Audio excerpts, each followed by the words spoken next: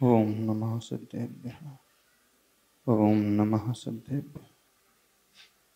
देवादिदेव 1008 आदिनाथ भगवान की, गुरुनाम गुरु आचार्य भगवान श्री ज्ञान सागर जी महाराज की, संत श्रोमणी आचार्य भगवान गुरुदेव श्री विद्यासागर जी महाराज की, परम पूज्य निरापक्ष मुनि वीर सागर जी महाराज की, समस्त मुनि संघ की।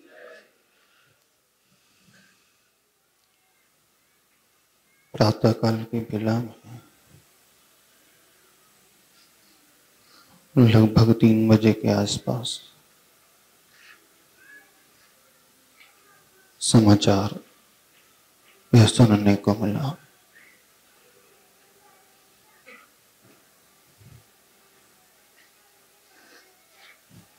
विश्वास तब भी नहीं हो रहा था, विश्वास अभी भी नहीं हो रहा।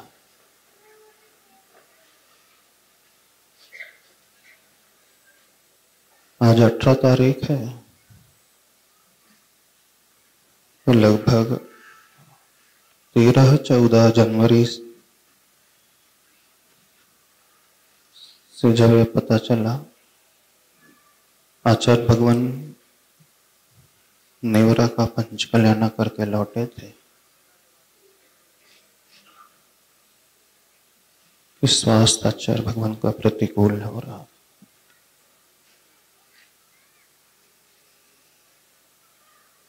पीलिया की संभावना आचार्य भगवान को लग रही थी। डूंगरगढ़ी में पूर्णायु के डॉक्टर स्वप्निल जी आदि की टीम थी। सर्वप्रथम उसी समय के लगभग वहां से संकेत आता है, यहाँ आशीष शाह के पास, कि जल्दी पुणे से कोई अच्छे वैद्य को लेकर के आना है। यहाँ के वैद्य गाडगिल जी को वह लेकर के गए। सोनोग्राफी वहां पर हुई आचार्य भगवान की। सोनोग्राफी होने के पश्चात गॉल ब्लैडर, पैनक्रिया और लीवर के एरिया में कुछ परेशानी समझ में आई। बाद में यह समझ में आया कि आचार्य भगवान को ऑब्स्ट्रक्टिव जॉन्डिस हुआ था। गॉल ब्लैडर में जो पित्त बनता है, पित्ताशय से पास नहीं हो पा रहा था, वहीं पर रुकता हुआ सा जमा होते जा रहा था। उसी का परिणाम कि देह में पीलापन, आंखों में पीलापन, नाखूनों में पीलापन आचार्य भगवान के नजर आने लगा। वैद्य लोगों ने दवा दी, कुछ दिनों तक कोई आराम नहीं लगा। पुनः 8-10 दिन के पश्चात यहाँ से कुछ और वैद्य गए देखने के लिए। गाडगिल जी भी गए वैद्य देखने के लिए। उन्होंने यह कहा, आचार्य भगवान आपका पित्त पास नहीं हो रहा है, ऐसे समय आपको गाय का दूध लेना बहुत आवश्यक है। पर आचार्य भगवान ने उससे उस समय कहा, एक बार छोड़ दिया सो छोड़ दिया। वैद्य जी ने पुनः निवेदन किया, आपके लिए दवा तभी लग सकती है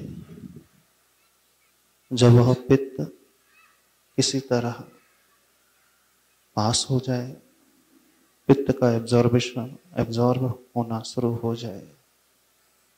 नहीं है तो वह शरीर में फैलने लगेगा। फिर भी आचार्य भगवान ने कोई आज्ञा नहीं दी, दृढ़ता गजब की।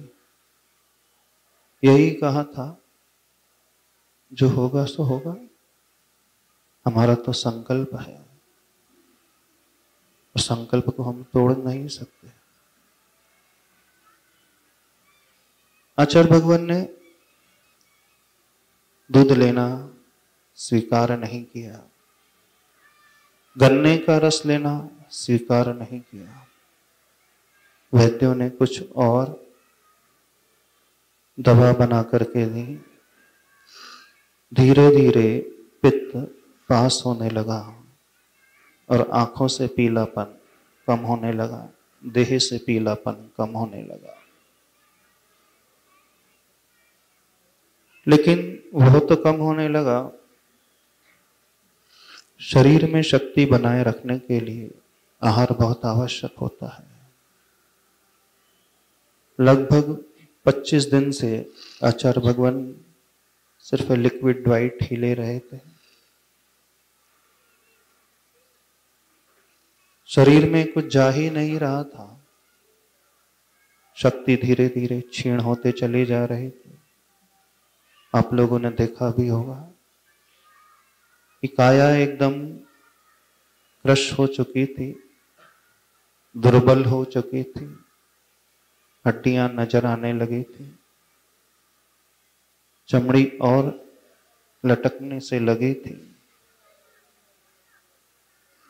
फिर भी आचार्य भगवान की जो मानसिकता थी, आत्म तेज था, वो बहुत गजब का था। वैद्य लोग तो उस समय भी विश्वस्त थे, भले ही आचार्य भगवान आहार नहीं ले रहे हैं, लेकिन आचार्य भगवान के आत्मविश्वास के आगे ये रोग भी धीरे धीरे शनैः शनैः कम होने लगेगा। लेकिन आचार्य भगवान ने देखा अब शरीर और जीर्ण होते चले जा रहा है, क्षीण होते चले जा रहा है।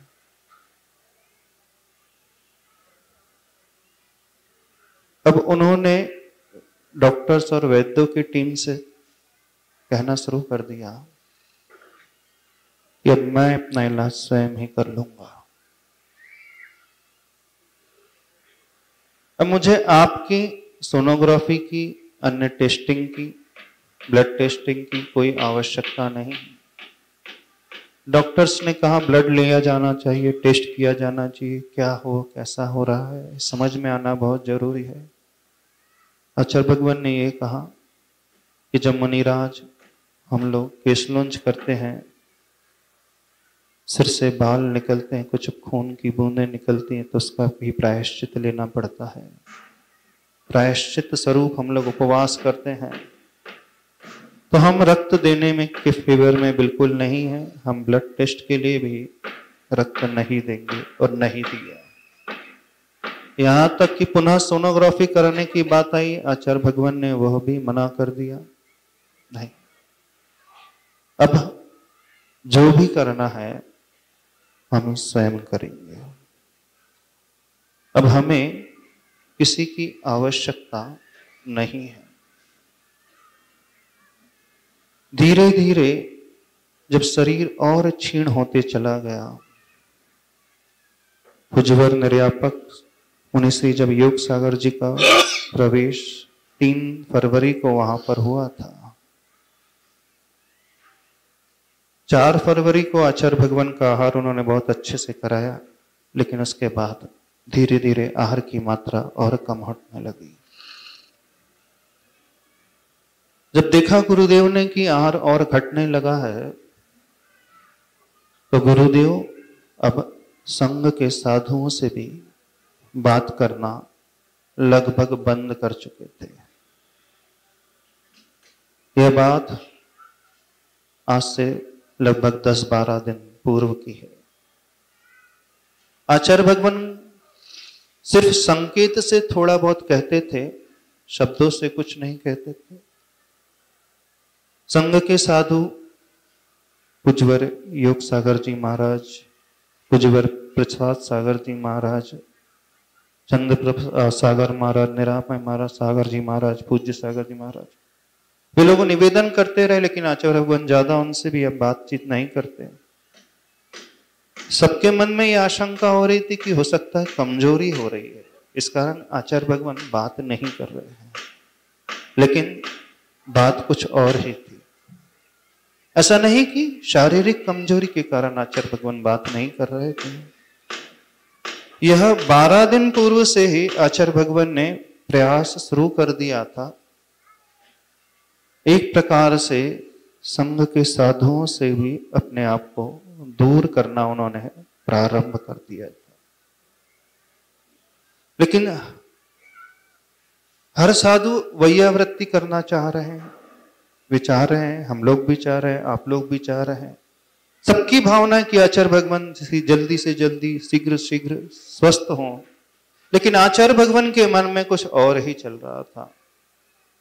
महापुरुष अपनी बातें आसानी से स्वयं के लिए तो किसी को बताते ही नहीं। अपनी साधना में वो इतने निष्ठुर होते हैं, इतने कठोर होते हैं कि वो कुछ भी संकेत नहीं देते हैं। लेकिन जब दूसरों की बात आती है, एकदम मक्खन जैसे, उस समय भी दूसरों साधु की वैयावृत्ति, उनके स्वास्थ्य के लिए वे चिंतित रह सकते हैं, लेकिन अपने लिए बिल्कुल पर्वत से भी अधिक कठोर हो जाते हैं। क्रम धीरे धीरे चलता गया, बढ़ता गया। लगभग 12-13 तारीख को आचार्य भगवान ने सिर्फ थोड़ा सा जल लिया। 14 तारीख को जब आहार की बेला आई, आहार की बेला के समय समस्त संघ ने निवेदन किया, लेकिन आचार्य भगवान आहार के लिए नहीं उठे।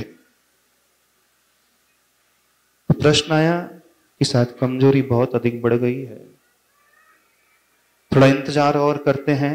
सामयिक हो गई, सामयिक की बेला बीत गई। पुनः पूज्यवर निरापक श्रमण मुनि श्री जी, योग सागर महाराज जी आदि महाराज आचार्य भगवान से निवेदन करने गए कि महाराज जी दूसरी बेला में आहार के लिए उठिए। लेकिन आचार्य भगवान ने कोई रिस्पॉन्स दिया ही नहीं आहार के लिए, सिर्फ आशीर्वाद देख करके अलग कर दिया। भावना ये भाई जा रही थी, किसी तरह गुरुदेव आचार्य भगवान आहार करें, क्योंकि शक्ति होगी तो सब कुछ होगा। लेकिन आचार्य भगवान कुछ और ही सोच रहे हैं। 14 तारीख को आचार्य भगवान आहार पे बिल्कुल नहीं उठे। 15 तारीख के दिन, आज 18 है ना, 15 तारीख और 16 तारीख के दिन भी बिल्कुल ऐसा ही क्रम जारी रहा। और आचार्य भगवान ने पूरा आहार जल 3 दिन से ही त्याग कर दिया था। और एक संकल्प वो ले चुके थे। शास्त्रों में वर्णन आता है कि जब भी संलेखना लेते हैं साधक, तो वह संघ को छोड़ करके दूसरे संघ में चले जाते हैं। लेकिन आचार्य भगवान की जागृति इतनी कि 2018 से ही आचार्य भगवान ने अपने संघ को एकदम छोटा बनाना शुरू कर दिया। सर्वप्रथम पहले तो पूज्यवर समय सागर महाराज जी को अलग कर दिया, उसके बाद योग सागर महाराज जी को भी संघ से विहार कर दिया। 19-20 में संघ एकदम छोटा हो गया, 7 का संघ बचा। और 20 के बाद मात्र 3 साधु 4 साधु अपने साथ रखे। चाहते तो वो बहुत बड़े संघ को वैयावृत्ति के लिए, प्रभावना के लिए, सबके लिए रख सकते थे। लेकिन 2020 के पश्चात से ही आचार्य भगवान ने 3-4 साधुओं को अपने साथ रखा और सब कुछ छोड़ दिया। वो भी उन साधुओं को रखा, सिर्फ प्रसाद सागर महाराज जी को छोड़ दिया जाए तो नवीन ही साधु रखे। यानी प्रौढ़ साधु को अपने साथ बिल्कुल नहीं रखा। अपनी सेवा के लिए प्रौढ़ साधुओं को तो जो चिरदीक्षित साधु थे, पूज्यवर समय सागर महाराज जी आदि, योग सागर महाराज जी आदि, सभी संगस्थ साधुओं को संग से दूर भेज दिया धर्म प्रभावना के लिए, लेकिन अपनी आत्म भावना के लिए उन्होंने अपनी आत्म वैयावृत्ति के लिए किसी को भी साथ में रखने के लिए परमिशन नहीं दी। इतनी उनकी निष्प्रहता, इतनी उनकी सजगता, इतनी उनकी गहरी चेतना की जागृति उसी समय से बनी हुई थी। लेकिन हम सभी लोग बड़े मोही हैं। गुरुदेव अपने आप में बड़े निर्मोही, उन्होंने तो सब कुछ छोड़ दिया, लेकिन हम लोग कैसे छोड़ पाए? संभव ही नहीं। जिनसे सब कुछ मिला हो उनसे दूर होना बहुत कठिन होता है। कथन करना कथनचित आसान होता है, लेकिन उसे अपने जीवन में अक्षरशः उतारना बहुत कठिन होता है।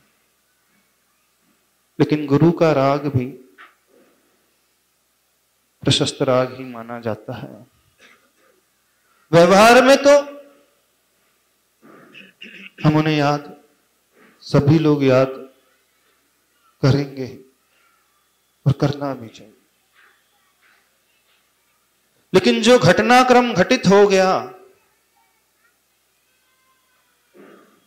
इतने जल्दी घटित हो जाएगा यह विश्वास दुनिया में किसी को भी नहीं था। सबको यह तो ज्ञात हो रहा था कि शरीर धीरे धीरे क्षीण हो रहा है, अभी हमें लंबा समय और मिलेगा।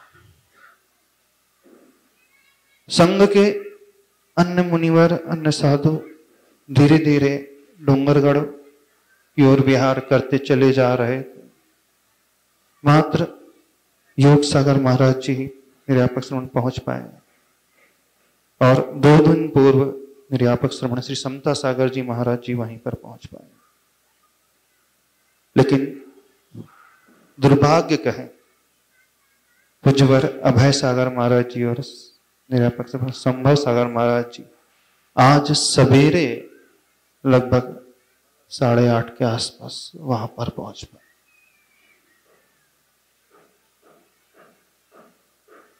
कुछ ऐसे कर्म का योग आ गया सोचा नहीं था। महाराज श्री समय सागर जी तो भी पहुंच ही नहीं पाए, लगभग 70-80 किलोमीटर दूर होंगे अभी भी। प्रातःकाल पूज्यवर समय सागर महाराज जी के संगीत हम सबको मिले। महाराज जी के मुख से एक बात निकली कि आचार्य भगवान की जो संकल्प शक्ति, आचार्य भगवान की जो दृढ़ता, आचार्य भगवान की जो जागृति, उस जागृति का परिणाम कि हम लोग मोह के कारण बड़े विकल्प कर रहे हैं, लेकिन आचार्य भगवान अपने लक्ष्य की ओर उस समय भी बड़े अच्छे से थे, और पूर्ण चेतना की अवस्था में रात्रि 2:35 अथवा 40 मिनट के लगभग का काल, सारा संघ आचार्य भगवान के चारों तरफ, सारा मुनिराज का संघ, सभी मुनिराज नमोकार मंत्र का उच्चारण कर रहे थे, और आचार्य भगवान भी ओंकार का ही उच्चारण धीरे धीरे अपने मुख से, अंतर्जल से कर रहे थे। और ओम का उच्चारण करते करते इस नश्वर देह से ये प्राण निकल गए। माघ शुक्ला अष्टमी की रात्रि, 17 तारीख हो चुकी थी, 18 तारीख इंग्लिश कैलेंडर के अनुसार।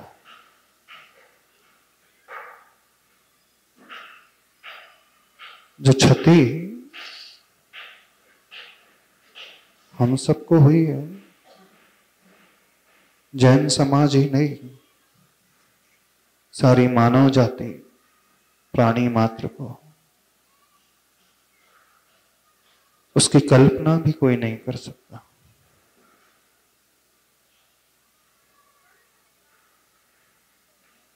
भविष्य कैसा होगा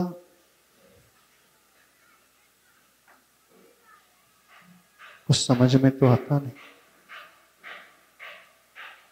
लेकिन गुरुदेव ने जो रास्ता दिखाया है,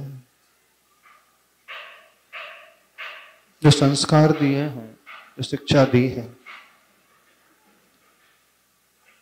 आचार्य भगवान का जो विश्वास सारे संघ के साधुओं के ऊपर, मुनियों के ऊपर, आरिकाओं के ऊपर, हर शिष्य के ऊपर, चाहे क्षुल्लक जी हो, चाहे ब्रह्मचारी हो, ब्रह्मचारिणी हो, चाहे वो कोई भी त्यागी व्रती हो, वह विश्वास कम नहीं होने पाएगा। आचार्य भगवान के संस्कार बड़े गहरे संस्कार हैं, उथले संस्कार नहीं है। आचार्य भगवान ने जो सींचा है, अपना खून बहा करके पूरे संघ को सींचा है। सारे कष्ट को स्वयं झेल करके संघ को सींचा है। इस वृक्ष को, बहुत बड़े वृक्ष को फलीभूत किया है। जैन समाज के लिए जो योगदान आचार्य प्रवर कुंद कुंद भगवान का रहा है, जैन धर्म की प्रभावना के लिए जो योगदान आचार्य कुंद कुंद स्वामी जी का रहा है, उससे भी बड़ा योगदान आचार्य प्रवर गुरुदेव श्री विद्यासागर महाराज जी का रहा। आचार्य कुंद कुंद स्वामी जी तो 44 वर्ष की उम्र में आचार्य पद पर अधिष्ठित हुए थे और 94 वर्ष तक लगभग वह जीवित रहे। 50 वर्ष का काल उनका आचार्य पद का काल रहा। आचार्य भगवान की दीक्षा 68 में, 72 में वे आचार्य पद पे प्रतिष्ठित हुए। 2024 56 वर्ष की उनकी साधना का काल और 52 वर्ष का उनके आचार्य पद का काल। वो आचार्य कुंद कुंद से भी बड़ा काल सिद्ध होता है। तो जो आचार्य कुंद कुंद देव ने इस जैन धर्म के लिए, मुनि धर्म के लिए, मोक्ष मार्ग के लिए दिया है, गुरुवः पांतो नो नित्यम ज्ञान दर्शन नायकः चारित्राणो गंभीरः मोक्ष मार्गोपदेशकः। ऐसे ही आचार्य भगवान ज्ञान, दर्शन और चारित्र के नायक, रत्नत्रय के नायक, हम सब शिष्यों के ही क्यों कहें, पूरे समाज के, पूरे समाज को जो दिशा निर्देश आचार्य भगवान ने दिया है, ऐसा कोई युग पुरुष हजारों वर्षों में दिखने में नहीं आया। ऐसे युग पुरुष की जो दिशा हमें सब मिली है, पूरे संघ को मिली है, आप श्रावकों को मिली है, जैन जैनेतर बंधु को मिली है, राजनेताओं को मिली है। ऐसी दिशा देने वाले महान साधक बड़े अद्भुत होते हैं। तो हम सबका इतना सौभाग्य कि ऐसे अद्भुत साधक के वरद हस्त के नीचे हम सभी पल्लवित हुए और आगे भी होते रहेंगे। लेकिन प्रत्यक्ष का जो अभाव है, उसे कोई पूर्ण कर नहीं सकता।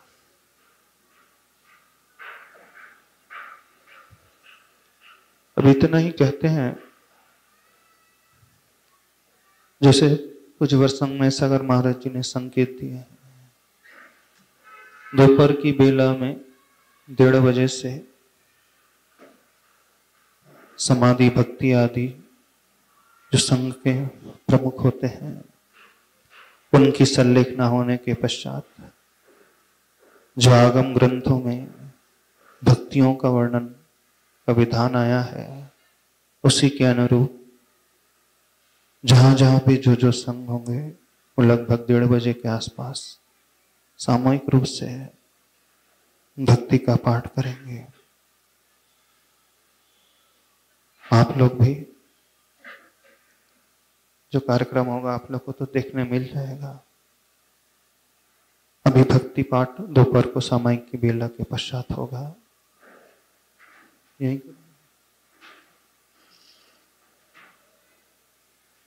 जैसा होगा भक्ति पाठ 1:30 बजे से कर लेंगे।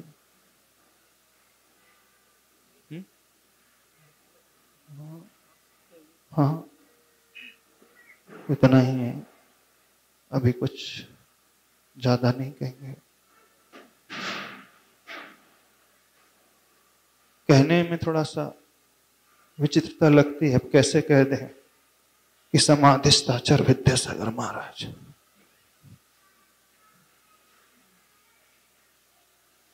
आचार्य भगवान की जय। जय बोलो आचार्य गुरु विद्यासागर जी महामुनि राज जी की।